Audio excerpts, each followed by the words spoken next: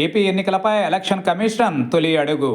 AP, Odisha, Sikkim, Arunachal Pradesh రాష్ట్రాల్లో వచ్చే ఏడాది జరిగే అసెంబ్లీ ఎన్నికలకు ఈసీ శరవేగంగా ఏర్పాట్లు చేస్తోంది.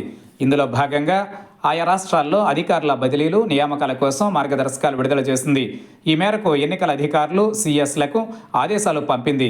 ఎన్నికల సమయంలో జరగాల్సిన అధికారుల బదిలీలు, పోస్టింగ్స్పై ఈ మార్గదర్శకాలలో పలు సూచనలు చేసింది. ఎన్నికలు జరిగే రాష్ట్రాలలో దీర్ఘకాలంగా పనిచేస్తున్న అధికారుల్ని బదిలీ చేయాలన్న నిబంధన ప్రకారం ఈసీ ఏపీ సహా 4 రాష్ట్రాలకు మార్గదర్శకాలు పంపింది. ఇందులో నేరుగా ఎన్నికలతో సంబంధం ఉన్న ఏ అధికారి కూడా తన సొంత జిల్లాలో ఉండకూడదని పేర్కొంది.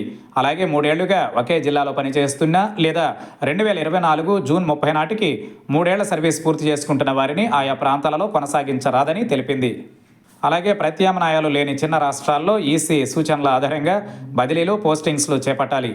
జిల్లాల ఎన్నికల అధికారులు, ఉప ఎన్నికల అధికారులు, రిటర్నింగ్ అధికారులు, ఈఆర్ఓ, ఏఈఆర్ఓ, తహసీల్దార్, బ్లాక్ డెవలప్మెంట్ అధికారుల వరకు ఈసీ నిబంధనలు వర్తిస్తాయని తెలిపింది. వీరితో పాటు మున్సిపల్ కార్పొరేషన్లు, డెవలప్మెంట్ అథారిటీలకు కూడా ఇవి వర్తిస్తాయని పేర్కొంది.